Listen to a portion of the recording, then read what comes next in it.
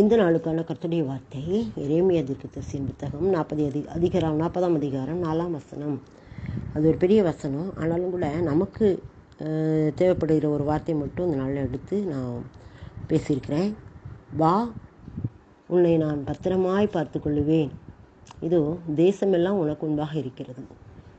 எவ்விடத்துக்கு போக உனக்கு நன்மையும் செவ்வையுமாய் காண்கிறதோ அவ்விடத்துக்கு போ அப்படின்னு சொல்லி ஒரு வார்த்தை.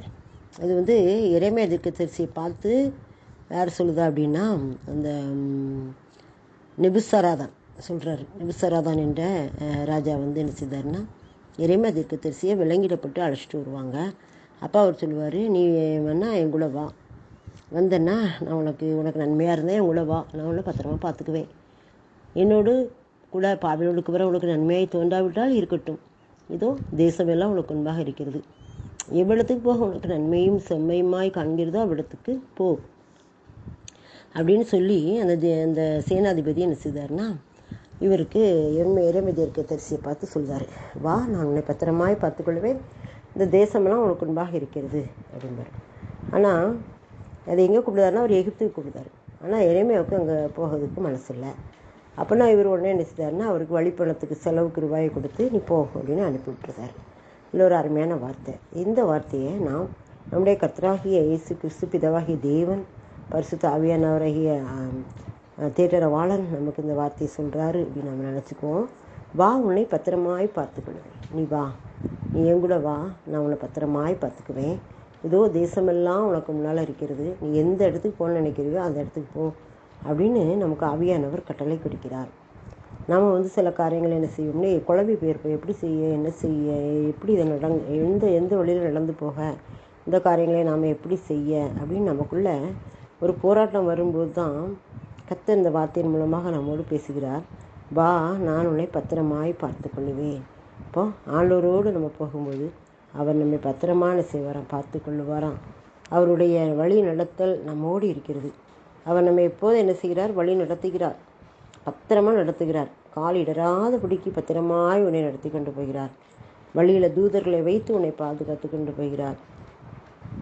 உன் வழிகள்லாம் உனக்கு முன்பாக தன்னுடைய தூதர்களுக்கு கட்டளையிடுவார். அவர்கள் உன் பாதங்கள் கல்லில் இடராமல் பார்த்து கொள்ளுவார் என்று சொல்லி நம்ம பார்க்குறோம்ல. அப்போ நம்மளை நடத்துறது அவருடைய தூதர்களை கொண்டு நம்மை நடத்துகிறார்.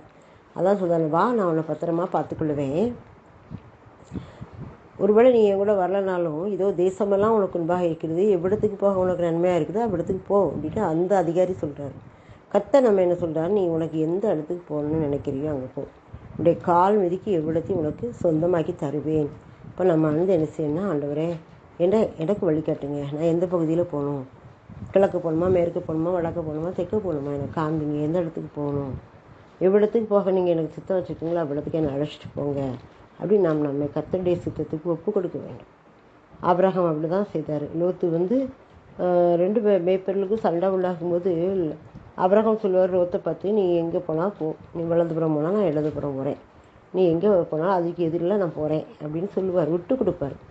ஆனால் லோத்து கண்களை ஏறெடுத்து பார்த்தா அவருக்கு சோதம் தான் அப்படி பசுமையான இடமாக, நல்ல இடமாக தெரியுது. உடனே அவர் அந்த இடத்தை தெரிந்து கொண்டு அங்கே போகிறாரு. ஆனால் ஆபிரகாம் அவர் வேண்டான்னு சொன்ன இடத்த இவர் எடுத்துக்கிட்டு போகிறாரு விசுவாசத்தினால. அப்போ நம்முடைய வாழ்க்கையிலும் சில காரியங்களில் விட்டு கொடுக்க வேண்டியிருக்கும். அப்படி விட்டு கொடுக்கும்போது அது நமக்கு ஆசீர்வாதமாக அமையும். ஆபிரகாமை போல் நாம் கர்த்தரை நம்பி நாம் சொல்லணும். கர்த்தர் சொன்னார்ல, நீ இந்த ஆதியாகமம் 12 அதிகாரத்தில் நான் காண்பிக்க தேசத்துக்கு நீ போ, நான் உன்னை பெரிய ஜாதியாக்குவேன் அங்கே அப்படிம்பார். அதே மாதிரி செய்து காமிப்பேன். நம்முடைய வாழ்க்கையில் ஆண்டவர் சொல்லுவார், வா, நான் உன்னை பத்திரமாய் பார்த்துக்கொள்ளுவேன் அப்படிம்பாரு. நம்ம ஊழியத்துக்காக அவரையோடு இணைந்து செயல்பட அழைக்கிறாரு. நம்ம அந்த அழைப்பை ஏற்றுக்கொள்ளணும், அசட்டை பண்ணக்கூடாது. போனால் எப்படி இருக்குமோ, நம்மளோட குடும்ப காரியங்களை யார் பாப்பா, நமக்கு இதுக்கு தேவைக்கு என்ன செய்ய, இப்படிலாம் குழம்பக்கூடாது. ஆண்டவர் அழைச்சிட்டாருன்னா உடனே பின்னால் சொல்ல ஆயத்தமாக இருக்கணும். வா, நான் உன்னை பத்திரமாய் பார்த்துக்கொள்ளுவேன், இதோ தேசமெல்லாம் உனக்கு முன்பாக இருக்கிறது அப்படின்னு சொல்லப்பட்டிருக்கு.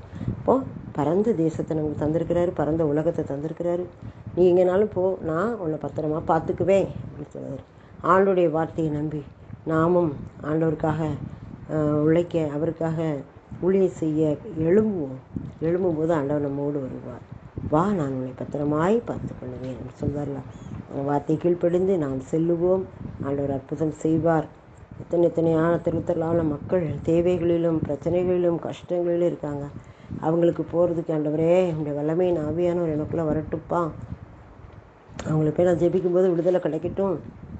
அவங்களுடைய பிரச்சனைகளுக்காக ஜெபிக்கும்போது பிரச்சனைகள் மாறட்டும். நோய்களுக்காக ஜெபிக்கும்போது நோய்கள் குணமாகட்டும் அப்படின்னு சொல்லி நம்ம ஒப்பு கொடுத்து போவோம். ஆண்டவர் நம்மோடு வருவார். வா, உன்னை பத்திரமாய் பார்த்துக்கொள்வேன்னு சொன்ன ஆண்டவரோடு நம்ம போக ஆயத்தமாக இருக்கிறோமா? அப்பா, நமக்கு நன்றி. நாங்கள் உங்களோடு வரோம்ப்பா. எங்களை நீங்கள் பத்திரமாய் பார்த்துக்கொள்வேன்னு சொல்லியிருக்கீங்க. இந்த தேசத்தையெல்லாம் எங்களுக்கு சொந்தமாகி தரேன்னு சொல்லியிருக்கீங்க. என்னுடைய காலடி பதிக்கு எவ்வளோத்தையும் உங்களுக்கு சொந்தமாகி தருவேன்னு சொல்லியிருக்கீங்க. இந்த வார்த்தையை நம்பி நாங்கள் வரோம்ப்பா. எங்களை நீங்கள் பத்திரமாய் பார்த்துக்கொள்கிற தேவனா